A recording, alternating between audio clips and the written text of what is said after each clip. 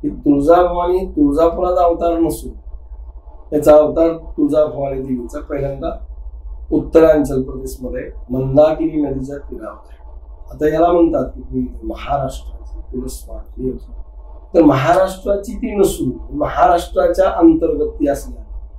मग बाकीचे जे प्रांतातले महाराष्ट्राचे परंतु ही आहे पूर्ण जगाची माता, जगत जननी असं याला म्हणतात. तुळजा देवीचा अवतार हिमाचल प्रदेशमध्ये मंदाकिनी नदी तीरी, म्हणजे अजूनही ती मंदाकिनी नदी आहे त्या तीरावर झालेला आहे. तत्पूर्वी हा अवतार जो आहे तो अनुभूतीसाठी झालेला आहे. नमस्कार, पुन्हा एकदा सर्वांचं ज्ञान जर्नीमध्ये मनापासून स्वागत आहे. आणि आज आपण पुन्हा एकदा गुरुजींसोबत चर्चा करणार आहोत. पण ही जी चर्चा आहे खूप खास आणि परत आध्यात्मिक क्षेत्रावरतीच करणार आहोत. आता आपलं नवरात्र चालू होतंय आणि आपल्या या नवरात्रामध्ये आपण देवीचं खूप आपण जप करतो, साधना करतो, पूजा करतो. पण आपल्यातच महाराष्ट्रातील 3.5 शक्तिपीठांमध्ये एक पूर्णपीठ असलेलं म्हणजे श्री क्षेत्र तुळजापूर. आणि तुळजापूरची भवानी माता सगळ्यांना माहिती आहेच आहे. श्री छत्रपती शिवाजी महाराजांची कुलस्वामिनी असलेली आणि महाराष्ट्राचे कुलस्वामिनी आणि कुलदैवत असलेली अशी ही तुळजाभवानी माता. आज आपण त्याच टॉपिक वरती चर्चा करणार आहोत. बहुतेक महाराष्ट्रातील भरपूर लोकांची कुलस्वामिनी तुळजाभवानी माता आहे. खूप लोक तिच्या दर्शनासाठी येत असतात. पण काही लोक जेव्हा इथे येतात तर काही लोकांपर्यंत ती देवी फक्त छत्रपती शिवाजी महाराजांची कुलस्वामिनी एवढीच सीमित राहिलेली आहे. पण जेव्हा आपण त्या देवीच्या दर्शनासाठी येतो आणि तिथल्या तुळजापूर मधल्या रूढी, परंपरा आणि कशा पद्धतीने देवीच्या सगळ्या गोष्टींचा इतिहास आहे किंवा तुळजापूर हे नाव तिथल्या क्षेत्राला कसं पडलं, देवीचं नाव तुळजाभवानी माता कसं झालं आणि त्याच्या मागे काय इतिहास आहे हे आपण आजच्या पॉडकास्टच्या चर्चेमधनं जाणून घेणार आहोत. तर आपण चर्चेला सुरुवात करूयात. गुरुजी नमस्कार. जय गुरु. गुरुजी, आपलं स्वागत आहे पुन्हा एकदा चॅनलवरती. आपण जो आता टॉपिक घेतलेला आहे किंवा ज्या विषयावरती आपण आता चर्चा करणार आहोत, श्री क्षेत्र तुळजापूर आणि आपली तुळजाभवानी माता. आता भरपूर लोकांची कुलस्वामिनी आहे तुळजाभवानी माता. माझी स्वतःची पण कुलस्वामिनी तीच आहे. तर नक्की तुळजापूर क्षेत्र काय आहे आणि तुळजाभवानी मातेचा नक्की इतिहास काय आहे? आता ह्याला फार स्कंद पुराण किंवा खूप ह्याच्यापासून मार्कंडेय ऋषींपासून वगैरे ह्या गोष्टी स्टार्ट होतात. तर आम्हाला आधीपासून ह्या सगळ्या गोष्टी सविस्तर जाणून घ्यायला आवडतील. तर एकदम तुम्ही डिटेलमध्ये ह्या छोट्यातली छोटी गोष्ट पण जी आहे ती तुम्ही आम्हाला सांगावी, जेणेकरून त्या गोष्टी आम्हाला पण जाणून घ्यायला उत्सुकता वाटेल आणि आपले प्रेक्षक वर्ग तर पाहतच आहे तर त्यांनाही कुतूहल वाटेल ह्या सगळ्या गोष्टींचा आणि नक्कीच हा व्हिडिओ इंटरेस्टिंग होईल. जय गुरुदेव. वंदे श्री तुळजादेवी तच्छक्ती गजवाहिनी या तु ध्यानं प्रणेहत्वा यजा विश्वं सुरक्षितम. याचा अर्थ असा आहे, वंदे श्री तुळजा देवी म्हणजे तुळजाभवानी देवीचं नाव आहे तुळजा. या मंत्राच्या अनुषंगानुसार तुळजा हे देवीचं नाव आहे. हे पुराणामध्ये उल्लेख आहे. याचा तुळजाभवानी देवीचा इतिहास किंवा तिचा अवतार कार्य कसे आहे, कुठे आहे, केव्हा झालेलं आहे हे सविस्तर स्कंद पुराणामध्ये सह्याद्री खंडामध्ये आहे. आणि त्याची सुरुवात जर म्हणायचं म्हणलं तर तुळजा देवीचा अवतार हिमाचल प्रदेशमध्ये मंदाकिनी नदी तीरी, म्हणजे अजूनही ती मंदाकिनी नदी आहे त्या तीरावर झालेला आहे. तत्पूर्वी हा अवतार जो आहे तो अनुभूतीसाठी झालेला आहे. ही जी साध्वी आहे, जेणेकरून तिने पतिवियोगाने तपश्चर्या केल्यानंतर तिला आघात होतो आणि आघात झाल्यानंतर तिने देवीचा धावा केल्यानंतर ती आदिशक्ती त्वरित आलेली आहे. म्हणून त्वरिता हे पहिलं नावाविधान आहे. त्वरिता, तुळजा, तमजा, तुळजा असं त्या तुळजाभवानी देवीचे नामकरण होत गेलेले आहेत वरचीवर. आणि आता प्रसिद्धीच असं आहे की तुळजा भवानी असं आहे. आणि या देवीचा इतिहास असा आहे की जमदग्नी ऋषी आणि त्यांची पत्नी रेणुका हे सध्याच्या ह्याच्यामध्ये नांदेड स्थित माहूरगड या स्थितीमध्ये होते. जमदग्नीला 4 मुलं होते, त्यामध्ये 5 मुलं होते, 4 मुलं आणि परशुराम. मग असेच जमदग्नीची नित्य संध्योपासना करत असताना नित्य रेणुका माता नदीवरून पाणी आणून द्यायची आणि सर्व कार्यभार होत राहतात. ज्यावेळेस त्या दिवशी नदीवर गेली त्यावेळेस गंधर्व आपल्या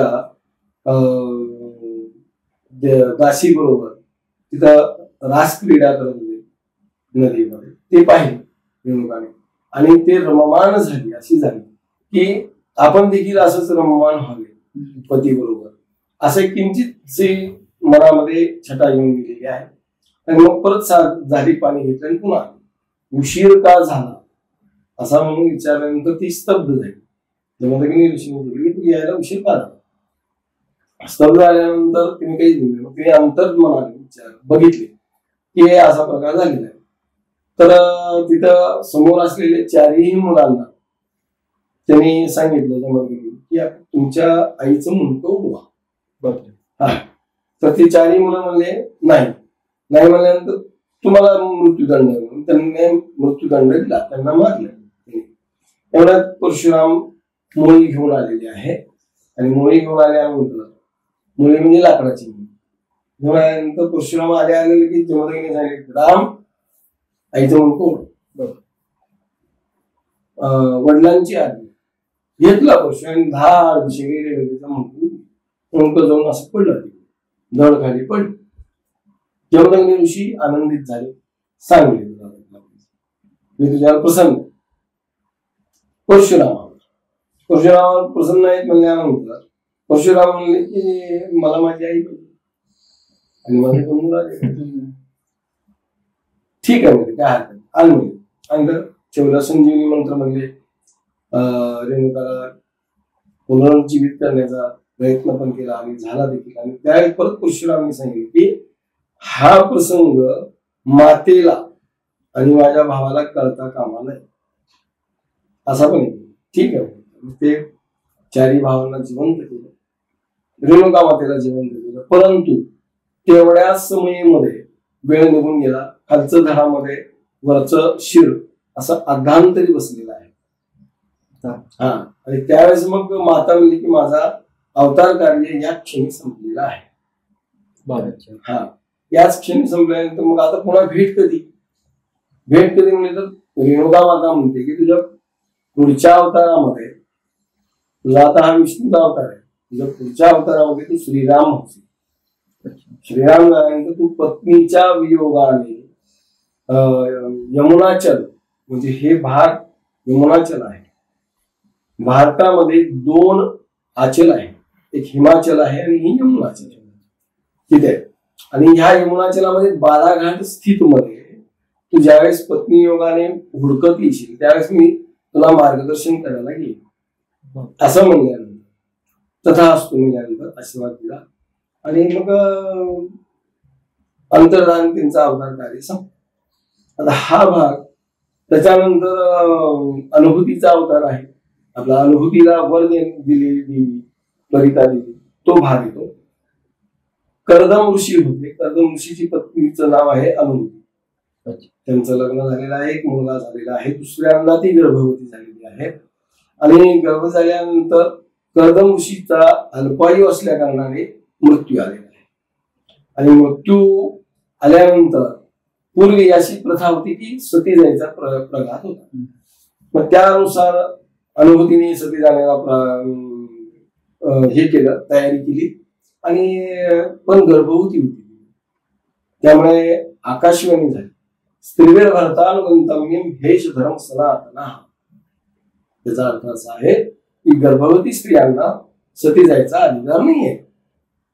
मग तिथल्या ऋषी मुनींनी त्यांना थांबवल्यानंतर अनुभूतीने थांबली. बाकीचं दहन क्रिया मुलाकडनं करून घेतल्या कर्दम ऋषीचे. आणि ज्यावेळेस पुन्हा प्रसूत होऊन मुलगा झाला उपनयन संस्कार केले. उपनयन संस्कार करून ती आता त्यांच्यावर कारभार सोपवली दोन्ही मुलावर आणि स्वतः मंदाकिनी नदीच्या तीरावर अनुष्ठान करण्यासाठी आलेली आहे. अनुष्ठान असं एकच आहे की तिचं आदिशक्ती स्वरूप म्हणजे देवी पार्वतीचा ध्यानधारणा करणे आणि पतीची ध्यानधारणा करणे, हाच हे दोनच उद्देश तिचे आहेत. यौवनावस्थामध्ये तिला वैधव्य प्राप्त झाले आणि त्याच ह्याच्यामध्ये अनुष्ठान करू लागले. अनुष्ठानाने पुन्हा तिचं तेज प्रफुल्लित झालेलं आहे. पांढरे वस्त्र घालून तिच्या आराधना चालू आहे. यौवनावस्था दिसत आहे आणि हा भाग तो कुकुर राक्षसाच्या मर्यादेमध्ये येतो. मंदाकिनी नदीच्या तीरावर हिमाचल प्रदेश. आणि कुकुर राक्षसाचे सैन्य जे दोन आहे तिथे मार्गस्थ असताना त्या मंदाकिनी नदीच्या तीरावर एक साध्वी जप करत आहे, तप करत आहे. जर ही साध्वी एवढी सुंदर आहे तर आपल्या राजाची राणी का बनू नये असे त्या दोघांच्या मनात आलं. त्याने जाऊन सरळ महाराज म्हणजे कुकुर राक्षसांना सांगितलं. कुकुर राक्षस त्वरित त्या ठिकाणी आले. आल्यानंतर त्या अनुभूती जप धारणामध्ये होते. त्या जप धारणामध्ये त्यांनी विचारणा केली, तू हे जप तप का करते, कशाला करते, तुला जे पाहिजे जप तप करून जे तुला प्राप्त करून तू भगवंताकडून घेणार आहेस ते मी तुला एका क्षणात देतो, फक्त तू माझी पत्नी बन. ते तिला काही ऐकू गेलं नाही, काही नाही का ती ध्यानमध्ये होती ना. ध्यानमध्ये असल्या कारणाने तिला ऐकून तिला आला ना. तिला तिचा हात धरला, अनुभूतीचा हात धरला वडला की ते जागृत अवस्थामध्ये. अरे जागृत अवस्थामध्ये आल्यानंतर तिने नियम सांगितला की जप धारणा वगैरे केल्यानंतर कुणाला हे अडथळा करू, तुला कळत नाही का, मला काही कळत नाही, तू ज्याच्यासाठी करत आहे ना ते मी तुला एका क्षणात देतो, तू माझी पत्नी बन. अरे मूर्खा, मला वैधव्य प्राप्त झाले, मला आता कशाची आशा नाही, मी जप धारणा देवीची वगैरे करत आहे, नाही मी तुला देणार नाही. आणि तिला जबरदस्तीने घेऊन जात असताना तिने आदिशक्तीचा धावा केला, भगवतीचा धावा केला आणि भगवती त्वरित आले आणि त्या कुकुर राक्षसी युद्ध करू लागले. 8 दिवस 9 दिवस युद्ध झाले. 9व्या दिवशी कुकुर राक्षसाचा संहार झालेला आहे. संहार केल्यानंतर मग अनुभूतीला देवी काय म्हणते, तुला आता काय पाहिजे तू सांग. ती म्हणजे मला या संसारामध्ये काहीही नकोय, मला हे काहीच नको, मला फक्त द्यायचं असेल तर मला तुझ्या चरणाजवळ जागा, असं मागितलं. ठीक आहे, मी माझ्या चरणाजवळ जागा दिली. आता सुद्धा सध्या देवीच्या मूर्तीच्या डाव्या पायाला अनुभूती उलटवून तपश्चर्या केलेला आहे. असं भारतामध्ये तर काय पूर्ण जगामध्ये अशी मूर्ती नाही की देवीच्या पायाजवळ भक्त आहे. बाकी राक्षस असते, ऋषीमुनी असते, दासी असते, परंतु भक्त नाही. तर या ठिकाणी तुम्हाला ते पाहिलं. तर तिने पायाजवळ जागा दिली. मग अनुभूतीने तिचे अनेक स्तोत्र केलेले आहेत, स्तोत्र केले, कवण केले, नमस्कार केलेला आहे आणि मग तो अवतार तिथं संपला. मग आता परत आपण प्रभू रामचंद्राच्या अवतारामध्ये येत आहे. म्हणजे जेणेकरून परशुरामाला आशीर्वाद दिला की मी तुला वचन देते, तुला मार्गदर्शन करण्यासाठी मी तुला बालाघाटमध्ये मदत किंवा मार्गदर्शन करायला मी येणार. ज्यावेळेस प्रभू रामचंद्र दरमजल करत नाशिकमध्ये सीतेचं हरण केलं रावणाने. मग ते केल्याने जाता जाता सीतेने एक वस्त्र आभूषण टाकत गेलेली आहे. त्या आभूषण बघत बघत बघत प्रत्येक वेळेस रामचंद्र आभूषण होतात हे माझे सीतेचं आहे का, तर लक्ष्मण म्हणायचं मला माहिती, मला काही माहित नाही काय, माझं फक्त एकच नुपूर, फक्त खालचं जोडवं मी बघितलेलं आणि तिचं चरण बघितलं, असं सांगायचं. करत करत आल्यानंतर तुळजापूर या क्षेत्रामध्ये आले.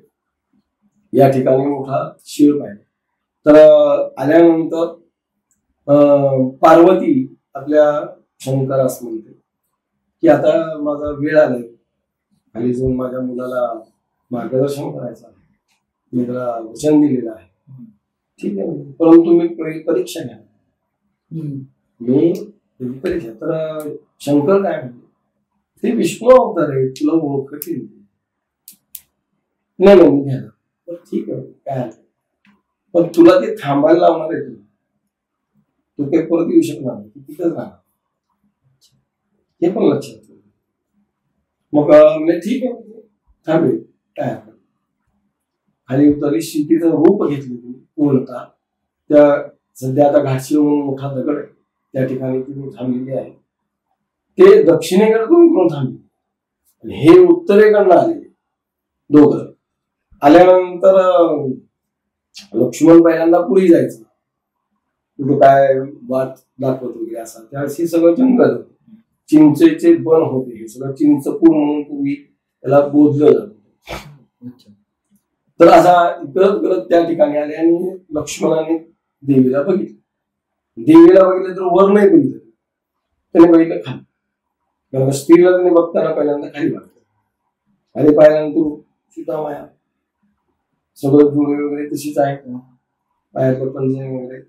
तुम्ही सांगितलं बंधू सीतामाया कशी नाही, असं होऊ शकत. ठीक आहे बघा, मग तिथं प्रभू रामचंद्र लक्ष्मण त्या शिळे कशी आले बघितलं. तर पहिल्या त्यांनी म्हणले तू काय इथे, तू का इथेस, आणि ते माझ्या शंभूला सोडून इथे कशाला. अरे बाप, शंभूला सोडून इथे कशाला म्हणजे ओळखलं तुम्ही. मग ती मूळ स्वरूपामध्ये आली. मूळ स्वरूपामध्ये आल्यानंतर प्रभू रामचंद्राला भगवती म्हणते देवी की तुला मी वचन दिलं होतं पूर्वाश्रमीच्या अवतारामध्ये की तुला मी इथं मार्गदर्शन करायला येईन.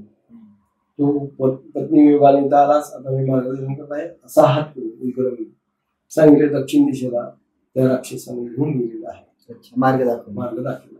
याच बाजूला तू दुसरीकडे कुठेही जा. मग याच इथूनच मार्गस्थ त्यांनी झालेली आहे. दक्षिण दिशेला त्यांना देवीने आशीर्वाद दिला की तुझा विजय हो. मग असं म्हणल्यानंतर प्रभू रामचंद्र परत काय म्हणले की मी परत येईपर्यंत तू इथं थांब, जायचं नाही.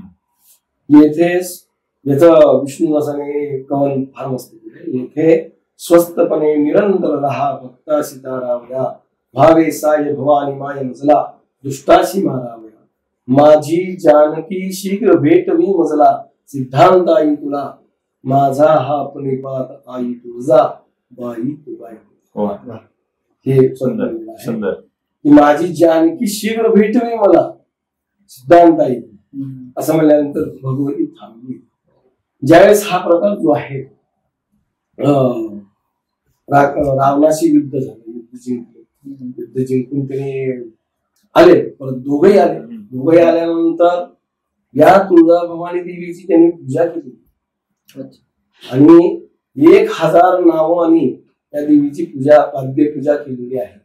आणि त्याच पूजा केल्यानंतर आता तू इथेच राहा, भक्ताशी तारावया, तू सतत इथं राहा, भक्तांना आशीर्वाद देण्यासाठी तू इथं राहा, म्हणून ती देवी इथं राहते. स्कंद पुराणांतर्गत मध्ये इथं राहिल्यानंतर भगवती कुठे गेली, कैलासामध्ये नाही. मग कुठे गेली, मग ती सर्वांना दत्तांनी सर्व गेले ब्रह्मदेवाकडे. ब्रह्मदेवाने सांगितले भगवती तर बाळा तिकडे थांबली, रमली म्हणल्यानंतर तिला मग पाठवायचं कसं, काय बोलायचं काय. तर भैरव, हस्तभैरवापैकी बट भैरव म्हणून आहे, त्याला आता सध्या बाळ भैरव म्हणतात. बटभैरवाला आज्ञा केली जा आणि माता कुठं आहे तिला बोलून आला, कैलास पोस पडलेले असं म्हणल्यानंतर आले. मग भगवती तर रममान झालेली आहे, भैरव सुद्धा रममान झालेले, त्यांनाही कळलं काय झाले काय झाले. तुम्ही परत ब्रह्मदेवा म्हणजे काय, ब्रह्मदेव इथं आले, भगवतीला विनंती केली, नाही म्हणजे आता माझं इथंच वास आहे, आता आपल्याला कैलास नाही इथे. मग ब्रह्मदेव आले, ब्रह्मदेव इथं आले. मग हिचा भवानीचा म्हणजे देवीचा मानस नाही यायचा म्हणून त्यांनी काय केलं, विश्वकर्म्याला बोलवलं. विश्वकर्म्याला बोलून त्याला तुळजापूर नगरी निर्माण करण्यासाठी सांगितले. आणि या तुळजापूर नगरीमध्ये कोणते देव कोणत्या स्थानी येऊन बसलेत आपापल्या परीने, ते सर्व या स्कंद पुराणामध्ये लिहिलेले. आज भारतामध्ये ब्रह्मदेवाचं स्थान म्हणजे पुष्कर आहे. मग पुष्कराच्या नंतर ब्रह्मदेव स्थापना केली तर इथे स्वतः प्रत्यक्ष इथं आलेले ब्रह्मदेव. ब्रह्मदेवाची मूर्ती इथं आहे तिची. तर मग ब्रह्मदेवाने विश्वकर्माला पूर्ण नगरी बसवायला सांगितली. इथे 64 योगिनी आलेले आहेत. 64 योगिनी कुठल्या स्वरूपामध्ये आहे तर ते जल स्वरूपामध्ये आहे. जल स्वरूपामध्ये आले की एकत्रित असं आल्यानंतर आता इकडून एक पाणी उठतं इकडून एक पाणी उठतं असं जसा आवाज येतो खळखळ तर तसा आवाज झाला. ते हलकल्लोळ झालं. हलकल्लोळ झाल्याने तिचं नाव पडलं कल्लोळ तीर्थ. सध्या बाहेर ते 64 योगिनीचं स्नान तुम्हाला करायला मिळते. तिथं अनेक प्रकारचे पाप आणि रोग नष्ट होतात. पण ते पण या स्कंदपुरामध्ये असं योग्य दिवशी योग्य तिथीला योगाला ते तिथं स्नान केलं की परिहार होतो. त्याच्यानंतर गंगामय्या राहिली नाही. सगळीकडे गेले मी पण जाणार गंगामय्या ते गोमुख तीर्थामध्ये प्रगट झाले. या ठिकाणी तुळजापूरमध्ये 108 तीर्थ आहेत. बापरे. जे काही लुप्त आहे तर मी संशोधन केले 27 तीर्थ ओळखून काढले घेऊन ठेवले. तुम्ही स्वतः फूड केले. तर ते या ठिकाणी एक तीर्थ म्हणून गाव आहे. तिथं तर बरेच तीर्थ आहेत अनेक नाव आहेत. त्याचं ते चालू आहे संशोधन आपलं. पण हे सगळं लुप्त झालेलं होतं. म्हणजे तुळजा महात्म्य जे आहे हे कुणाला माहित नव्हतं काही नाही. आता हे आपण सांगत आहे प्रत्येकाला. या ठिकाणी गणपती आलेले प्रत्यक्ष महादेव सुद्धा आलेले आहेत. ते देवीच्या समोर बसले. त्यांचं नामाविधान ब्रह्मदेवानी भवानी शंकर हे असं केलेलं नाव तसं आहे. पुन्हा जे ज्या देवतांनी जे अवतार घेतले ते अवतार इथं राहिले. प्रत्यक्ष यमाई आहे. यल्लम्मा म्हणतात कर्नाटकामध्ये यमाई आहे. इथं या याच्यामध्ये दशनाम गोसावीचं देखील स्थान आहे. त्यांनी काय आपले त्रिशूळच्या रूपाने तिथं थांबवली. दुसरा असा आहे खंडोबा आलेले बल्हारी महासाकांत त्यांचं पण स्थान तिथं निश्चित केलेलं आहे. भगवान दत्तात्रय सुद्धा इथं आलेले आहे प्रत्यक्ष रूपामध्ये. आणि इथं येऊन त्यांनी दत्तात्रयाने अनुष्ठान सुद्धा केलेली जागा आजही तुम्हाला पाहायला मिळेल. गोमुख तीर्थाच्या बाजूला दत्त यंत्र म्हणून आहे. कुठेच ह्या प्रकारचं मेरू असणारे दत्त यंत्र एवढ्या उंचीचे 1.5 ते 2 फुटाचा उंचीचा असं मेरू प्रकारचं ते यंत्र आहे. त्या ठिकाणी दत्ताचा आखाडा म्हणून प्रचलित होते.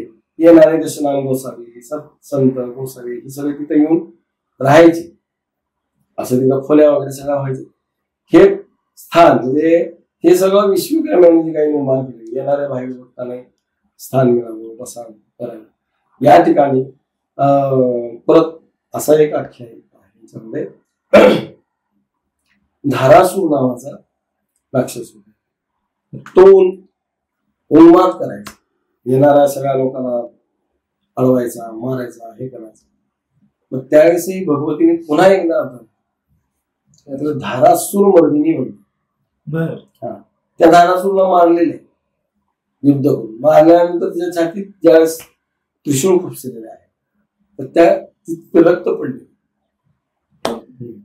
त्याची नदी झाली त्या रक्ताची. त्या नदीमध्ये स्नान करून देवीचं दर्शन केलं की पुण्य मिळत आहे. प्रत्येक तीर्थामध्ये कोणत्या तीर्थामध्ये स्नान आज करावे ते आहे. वासुकी असतं नाग वासुकी इथं आलेले नागतीर्थ म्हणून मंदिरच्या देवीच्या उजव्या बाजूला ते आपल्याला पाहायला मिळते. कल्लोळ तीर्थ आहे. इथं या ठिकाणी परत मत्तंग राक्षसाला मारणारी जी मातंगी देवी आहे ती पण इथे येऊन बसली. म्हणजे सर्व देवतेंचा अधिवास या ठिकाणी आहे. सर्व आलेला आहे. या आता याला म्हणतात की महाराष्ट्राची कुलस्वामी. तर महाराष्ट्राची ती नसून महाराष्ट्राच्या अंतर्गत ती असली आहे. मग बाकीचे प्रांतातले महाराष्ट्राचे म्हणतात परंतु ही आहे पूर्ण जगाची माता जगत जननी असं याला म्हणलं. असं आहे. ज्यावेळेस राम वरद आहे रामाला वर देणारे म्हणून तिचं नाम वरद आहे. प्रत्येक भक्तांना जे वर देते त्या नामाविधानाने ते देवीचं नाव असा. तर हे तक्षकादी नवनाग आहेत, अष्टभैरव पण आहेत. या देवीला रक्षण करणारे भैरव आलेले. पहिला तर एक भैरव आलेला होता, त्याच्यानंतर दुसरे सगळे भैरव आले. तर या पंचकृषीमध्ये त्या भैरवाचं स्थान आहे. तर देवीच्या तिथं पहिल्यांदा भैरव आहे. यज्ञमंडपाच्या तिथे खाली एक भैरव आहे. पुन्हा त्याच्या बाजूला बटभैरव आहे. बटभैरवानंतर काळ भैरव, बाळ भैरव, संहार भैरव म्हणून एक तर असे पूर्ण 5 फुटाची भैरवाची मूर्ती नग्न आहे. त्या मूर्तीला स्त्रियांचं दर्शन, एवढ्या झोक्यातून ते दर्शन आहे. आजही ती मूर्ती भग्नावस्थेमध्ये, मंदिर भग्न झालेली, मूर्ती चांगली पाहायला सुद्धा मिळते. इथून परत या ठिकाणी नागाचं तर आलेलेच आहे सर्व काही. पुन्हा तीर्थ आलेले आहे, सर्व देवता स्वरूप सुद्धा आलेले आहे त्याच्यामध्ये. हे अधिवास जे आहे हे केवळ आणि केवळ फक्त तुळजा भवानी देवी या ठिकाणी थांबल्यामुळं आलेलं. आणि हे थांबवायचं कारण म्हणजे प्रभू रामचंद्र. असा हा तुळजापूरचा इतिहास आहे. की तुळजाभवानी तुळजापुराचा अवतार नसून त्याचा अवतार तुळजाभवानी देवीचा पहिल्यांदा उत्तरांचल प्रदेशमध्ये मंदाकिनी नदीच्या तीरावर आहे. तिथून प्रभू रामचंद्रासाठी आलेली आहे. आणि या पूर्ण महाराष्ट्राचीच कुलस्वामिनी फक्त नामाभिधान आहे. आता छत्रपती शिवाजी महाराजांचं मूळ गाव आहे तंजावर. तंजावर कुठं आलं? त्या राजांची देवता ही आहे. नेपाळच्या राजाची देवता ही आहे. वाराणसीच्या राजाची देवता ही आहे. कर्नाटकाची पण आहे. गुजरात प्रांतामधली देखील आहे. म्हणून हिला जगत जननी समजलं. इथे देवीला ज्यावेळेस नैवेद्य दाखवलं, जगत जननी जे सखी जगत जननी अंबाबाई असं म्हणून तिला घास भरविला जातो. आता एवढ्या सगळ्याच्या ह्याच्यामध्ये नैवेद्य दाखवण्याचा प्रकार सर्वात उत्तम ब्राह्मणी प्रकार आहे. नैवेद्य प्रोक्षण करणे आणि हात पिळणे आणि त्याचा जो वास आहे तो फक्त देवाकडे देणे. इथं असं नाही. इथं प्रत्यक्ष देवीच्या जवळ घास नेला जातो. जेव माता तू आता. आणि या देवीला सकाळचा पहिल्यांदा मंदिर उघडल्यानंतर भाजी भाकरी खाते. एवढी जगत जननी आहे, परंतु या देवीला सकाळी भाजी भाकरीचा नैवेद्य. प्रत्येक ही भक्ताचा नैवेद्य बरं का. बरोबर. त्या भक्ताने म्हणजे माझ्याकडे काय नाही, तू जसं असेल तसं आणून दे. अशी एवढी ही भक्तांची लवकर धावून येणारी ही जगत जननी तुळजाभवानी आहे. प्रत्येकाच्या ह्याच्यामध्ये आहे. म्हणजे या तुळजापूरचं महात्म्य जेवढं सांगलं आहे जसं आपण बोललात आणि त्यात तुम्ही उल्लेख केला पीठाचा, तर तुळजापूर हे पूर्ण पीठ मध्ये येतं. तर जे 3.5 शक्तीपीठापैकी तुळजापूर एक पीठ आहे. तर नेमकं पीठ म्हणजे काय आणि पूर्ण पीठ आणि अर्ध याचं नेमकं कसं असतं? प्रत्यक्ष संपूर्ण शरीरासहित असणारं जे आहे देवता त्याला पूर्ण पीठ म्हणतात. म्हणजे अर्ध आहे तर अर्धपीठ म्हणतात. पूर्ण पीठ म्हणजे सर्व अवयवासहित असणार पीठ त्याला पूर्ण पीठ म्हणतात. याच्यामध्ये एक श्लोक आहे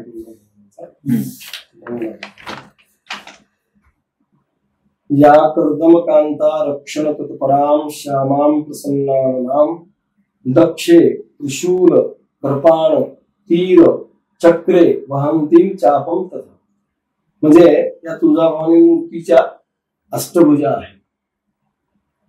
अष्टभुजामध्ये कुठल्या कुठल्या शस्त्र आहे ते या मंत्रामध्ये. दक्षे म्हणजे दक्ष म्हणजे तयार, त्रिशूळ आहे, कृपण आहे, तीर आहे, चक्र आहे, वहंती आहे, चाप आहे, शंखम धनुष भांड धरिताम केशानर्ध निष्क्रांत दैत्यम, शंख पण आहे, धनुष भांड आहे, धनुष आहे आणि त्याचं ते भात त्याचं बाण ते आहे. पण आहे, धरिता केशानर्ध निष्क्रांत दैत्य, म्हणजे एका हाताने दैत्याचं केश धरलेलं आहे, निष्क्रांत दैत्य म्हणजे त्याचा वध करणारा त्रिशूळ पण त्याच्यामध्ये आहे. बापरे. लिंगे दूर रेखाल सन्न मौली किरीटाम ध्यायेत त्वरिताम विकाम, हे हा म्हटलं आहे.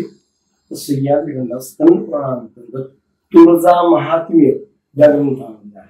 लिंगे दूर, जसे पांडुरंगाच्या मस्तकावर लिंग आहे तसं या तुळजापूरच्या देवीच्या मूर्तीच्या मस्तकावर लिंग आहे, बर. जे इतर देवीच्या मस्तकावर नाही. हे एक वैशिष्ट्य आहे या तुळजापूर. त्यामुळे हा श्लोक पण त्याला की सन्मौली, सन्मौली म्हणजे चंद्रमौली, सन्मौली, सन म्हणजे प्रत्येक जवळच असले, सन्मौली किरीटा, कुठे येतो किरीटामध्ये बसलेला आहे डोक्यावरती. याचा अर्थ असा आहे की शंकरांनी ज्यावेळेस सांगितलं देवीला तू तिथे गेली की रममान होशील, ठीक आहे म्हणजे, पण तुम्हाला घेऊन मी तिथं थांबणार हे नाही त्यावेळेस सांगितलं. त्याचा प्रकार हा की तुम्हाला मी मस्तकावर घेऊन चालले आणि तुम्ही माझ्या इथे मस्तकामध्ये, म्हणून लिंगे दूर खाम सन्मूल किरीटा म्हणजे मस्तकावर मी तुम्हाला घेऊन ती पूजा केली. अष्टभुजा आहे, अष्टभुजामध्ये प्रत्येकाचे धरलेले आहे. आणि विशिष्ट अजून असं एक आहे की अर्धनारी नटेश्वर जे आहे, अर्धा भाग शिवाचा, अर्धनारी नटेश्वर हे विष्णूचा झाला, हे शिव आणि शक्तीचं स्वरूप आहे. या मूर्तीमध्ये, या मूर्तीमध्ये शिव आणि शक्ती कसं, तर डाव्या बाजूला सगळे असे हात आहेत पण इथं बांगड्या दिसत आहेत. तुम्ही उजवीकडे बघा तर एकच कडं दिसते, इकडे शंकर आहे, इकडे रूप. हे प्रत्यक्ष म्हणजे ज्याचे दृष्टांत नजर आहे ते त्याला दिसते. तुम्ही त्या पद्धतीने तिथं गेला तुम्हाला तसं ते स्वरूप पाहायला मिळते. पायाचं बघा, डावा पाय एकदम सरळ, उजवा पाय वाटला म्हणजे नटेश्वर, म्हणजे नृत्य करायचं समज तसा पाय शंकर. त्रिशूळ आहे, मूर्ती किंचित थोडी अशी असं आहे, पण दिसून येत नाही तुम्हाला, कधीच नाही दिसून येत. तर या मूर्तीचं वैशिष्ट्य त्याच्याबरोबर अनुभूती पण आहे. जे डाव्या पायाच्या जवळ तिला जी जागा दिली आहे ती अनुभूती तिथे आहे.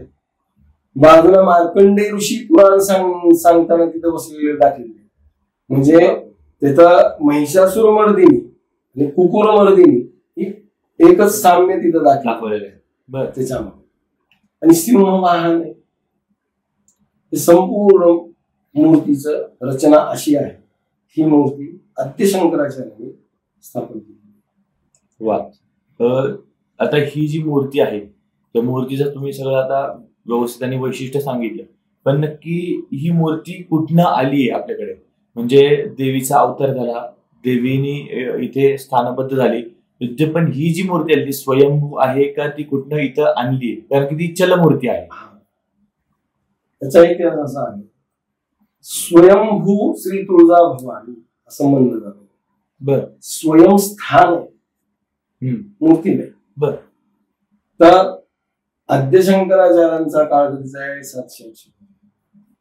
त्यांचं ज्यावेळेस विजय यात्रा झाली त्यावेळेस पंढरपुरामध्ये आल्यानंतर त्यांना स्वप्नांत दृष्टांत झाला भगवतीचा, मी इथे आहे तू ये आणि मला स्थापन कर. मी या स्वयं इथं आहे, स्वयंभू पण आहे, पण स्वरूप देणं स्वरूप नाही येत. मग शंकराचार्यांनी ती मूर्ती बनवली आणि शास्त्र शुद्ध त्या देवीची स्थापना करायची म्हणल्यानंतर त्यांना परत भगवतीचा दृष्टांत, स्थिरत्व करून, स्थिरत्व करून, स्थिर कुठल्या आतापर्यंत शंकराचार्यांनी सर्व मूर्त्या स्थिर केल्या, म्हणजे स्थिरत्व नाही केलं, अचल असतं. तर कसं काय तर ते स्वप्नांचं दृष्टांत आहे की ते पुढे चालून यवनांचं राज्य येणार आहे, मंदिरे मूर्त्या तोडफोड होणार आहे, याकरता चलस्थापना चलमूर्ती किंवा स्थिर मूर्ती आता आपण जसं बोललो की त्याचा अर्थ काय होतो नक्की? चलमूर्ती म्हणजे त्या मूर्तीला योग्य वेळी बाहेर काढणे, हलवता येतं. तिथनं उत्सवाला काढणे किंवा काही असा प्रसंग जर आला कुठला असा पोळपुळचा तर त्यावेळेसही काढणे, याकरता चलस्थापना केली जाते. स्थिर स्थापना म्हणजे काय की ती मूर्ती त्या जागेवरून हलवता येत नाही, एकदा प्राणप्रतिष्ठा केली हा, की एकदा प्राणप्रतिष्ठा केली. तर याच्यामध्ये दैवत्व त्या मूर्तीमध्ये येण्यासाठी ती पूर्ण गंडकी पाषाणाची मूर्ती आहे. गंडकी पाषाण. गंडकी पाषाणाची मूर्ती असल्या कारणाने तिला स्वरूप जे आहे ते अंगच गेले त्याच. आणि अंत्यशंकराचार्यांनी काय केलेलं आहे की श्रीचक्रधिष्ठ म्हणजे श्रीयंत्राधिष्ठ जे आहे ते सर्व त्या शिलान्यास आहे सत्वर बघा त्याच्यामध्ये त्या शिलान्यासाच्या ह्याच्यावर श्रीयंत्र स्थिर केले, ते स्थिर केले, यंत्र स्थिर केलेले मूर्तीने. मग ज्यावेळेस ही मूर्ती त्या आता इथे यंत्र आहे ती अशी मूर्ती आहे, खाली असं कणीस आहे असं एक असं एवढं हा, आणि या ठिकाणी देखील एक असा चौकोनी खड्डा आहे, तो 9 इंच खाली जातो, 9 इंच कणीस आहे मूर्ती. 9 इंच त्याच्यामध्ये गेल्यानंतर ते कुस त्या श्रीयंत्राच्या टोकाला मिळते, तिथून जी तेजस्वी जे लहरी येतात ते पूर्ण देवीच्या डोळ्यामध्ये येतात. देवीचं 3 स्वरूप तुम्हाला बघायला मिळते, सकाळ दुपार संध्याकाळ. सकाळी एकदम ताज्या तवाने एकदम बाल्य अवस्थामध्ये, दुसरा दुपारी तारुण्य अवस्था, संध्याकाळी वृद्धावस्था, असं थकलेला चेहरा. तुम्हाला स्वरूप जर पाहिजे असेल तर यात महाकाली, महालक्ष्मी, महासरस्वती या 3 स्वरूप इथं आहे या जागी. असं स्वरूप या भगवतीने इथं निर्माण करून ठेवली. ती स्थापना केल्यानंतर शंकराचार्य तिची नित्यपूजा कशी केव्हा कशी काय होईल हे सुद्धा त्यांनी विवरण करून ठेवलेलं आहे. आणि त्या प्रमाणे पूजा चालतात, सेवाही चालतात. हे जरा सविस्तर आपल्याला सांगा की बाबा कशा पद्धतीने पूजा अर्चा चालते देवीची किंवा कशा पद्धतीने सेवा होते. तर या पद्धतीने कसं आहे तर सकाळी देवीचं चरणतीर्थ केलं. चरणतीर्थ म्हणजे काय? किती वाजता? सकाळी पहाटे 5 कधी 4 वाजते, काही समजा आता उत्सव असेल तर लवकर केलं जाते. तर सर्वसाधारणपणे 4-5 वाजेपर्यंत ते चरणतीर्थ होतं. चरणतीर्थ होण्या अगोदर काही भक्त लोक वगैरे गाणी पद वगैरे म्हणतात. निजली सकाळी उठल लवकर हे पद म्हणले जाते सकाळी. झोपली सकाळी उठल लवकर असं सुंदर पद आहे. ते सकाळच्या त्या वातावरणामध्ये एक सुंदर आणि आपल्या शरीराला रोमांच म्हणजे असं उत्साह होतो, सगळ्याला ऐकायला छान वाटतं ते. आणि त्या झाल्यानंतर मग मंदिर उघडलं जातं. मंदिर उघडल्यानंतर महंत आत जातात आणि तिथं जाऊन देवीचे चरण पहिल्यांदा धुतले जातात. चरण आणि मुख हे पूर्ण विस्तशीरला सजवून विस्तशीर चरण धुवून त्या पुसलेलं जे आहे पाण्याने ते एका कासंदीमध्ये घेतात, त्याला चरण तीर्थ म्हणतात. त्या सकाळी सकाळी झाले की चरण तीर्थ झाले की भाजी भाकरीचा नैवेद्य आहे, तो सकाळी सकाळी भाजी भाकरीचा नैवेद्य आहे. ते दाखवल्यानंतर मग काही भाविक लोक लोणी घेऊन येतात, कोणी पंचखाद्य घेऊन येतात, कोणी भात घेऊन येतात. मग जे आहे ते देवीला प्रत्येक वेळेने भक्त जे आहे ते नैवेद्य दाखवलं जातं. ते झाल्यानंतर परत पूजेची घाट केली जाते. सकाळी पूजेची घाट म्हणजे घाटी वाजली की पूर्ण गावामध्ये ते घाटीचा आवाज यायचा पूर्वी. आता पण जे मंदिरच्या जवळ आहे त्या घरांना तो आवाज ऐकू येतो. आता मोठे मोठे बिल्डिंग झाले त्यामुळे आवाज येईल. ते घाट वाजल्यानंतर लक्षात येईल पूजेची घाट तर 15 मिनिटात देवीची पूजा चालू होते. म्हणजे की भाविक भक्त लगी गरबड त्यांना घेऊन जावा, ते करा, सगळा अभिषेक लेन लावा. मग ते अभिषेक केला जातो. अभिषेक केल्यानंतर पुन्हा देवीला वस्त्र वगैरे नेसून अलंकार वगैरे घालून पुन्हा मग पुजाऱ्याच्या घरचा नैवेद्य दाखवला जातो आणि आरती केली जाते. ते जेवत असताना एक पद आहे, जीवी सखे जननी अंबाबाई, जेवी सखे जननी तुळजाबाई. पोळी भात दुधात सकळ लावून मिळून अंबा बाई, हे असं पद आहे. ते सुंदर पद आहे. ते म्हणून देवीला नैवेद्य दाखवलं, मग आरती केली जाते. मग आरती केल्यानंतर आरती चालत असताना एक धूप दाखवायचा देवीचा, तिथे दाखवला जातो. एक चांदीच असं सोंगण आहे, त्याच्यामध्ये भस्म ठेवून तिच्यावरती ऊद घालून ती ऊद घातलं जातं. मग ती सगळं आरती झाल्यानंतर सगळ्यांना परत देवीचा अंगारा सगळ्या भाविक भक्तांना दिला जातो. हा सर्व सकाळचा पूजेचा विधी झाला.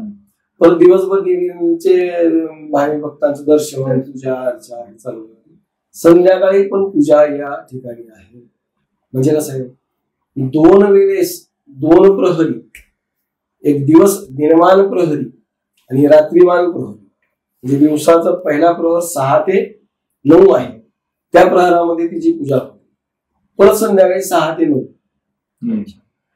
अशी प्रहरी पूजा या दिन आणि रात्र यासाठी या ठिकाणी 2 वेळा देवीचा अभिषेक पूजा आहे. संध्याकाळी देखील तसंच नित्यप्रमाणे घंटी वाजवणे, अभिषेकाला घेऊन जाणे, अभिषेक घालणे, आरती करणे, नैवेद्य दाखवणे, हे सगळं सकाळचा जो विधी असतो त्याप्रमाणे केला जातो. तो झाल्यानंतर सगळ्यात संध्याकाळची पूजा मंदिर, त्याला शेजारती मंदिर, ते शेजारती या मंदिरामध्ये संध्याकाळी केली 9 साडेनऊच्या नंतर तो आहे. आणि शेजारती त्याच्यामध्ये मंगळवार किंवा पौर्णिमा असं असलं की पौर्णिमेच्या आदल्या दिवशी, पौर्णिमेच्या दुसऱ्या दिवशी हे छबिना पालखी काढली जाते. देवीची उत्सव मूर्ती अशी चांदीची आहे.